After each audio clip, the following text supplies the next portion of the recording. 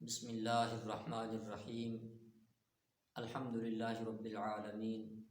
والعاقبۃ للمتقین الصلاۃ والسلام علی سید الانبیاء والمرسلین وعلی آلہ واصحابہ اجمعین اما بعد۔ معزز و محترم سامعین و ناظرین، السلام علیکم ورحمۃ اللہ وبرکاتہ۔ سلسلہ اربعین ختم نبوت صلی اللہ علیہ وآلہ وبارک وسلم میں اب تک 14 احادیث مبارکہ ہم نے بیان کر دیں۔ آج انشاءاللہ العزیز 15ویں حدیث پاک ہم پڑھیں گے، اور آج کی اس حدیث پاک کو صحابی رسول حضرت ابو امامہ باہلی رضی اللہ تعالیٰ عنہ نے روایت فرمایا، اور امام ابن ماجہ اور دیگر محدثین نے اس کو اپنی کتابوں میں لکھا۔ حضرت ابو امامہ باہلی رضی اللہ تعالیٰ عنہ فرماتے ہیں،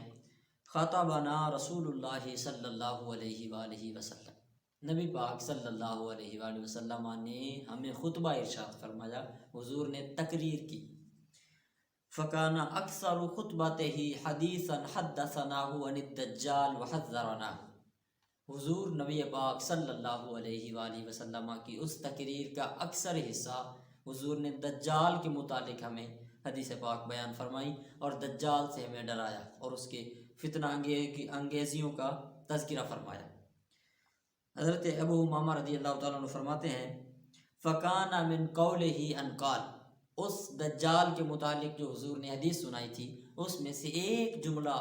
نبی پاک صلی اللہ علیہ وسلم نے یہ بولا، حضور فرمایا، انا آخر الانبیاء وانتم آخر الامم، حضور فرماتے ہیں میں انبیاء میں سے سب سے آخری ہوں اور تم امتوں میں سے سب سے آخری امت ہو، میرے بعد نبی کوئی نہیں ہے اور تمہارے بعد کوئی امت کوئی نہیں۔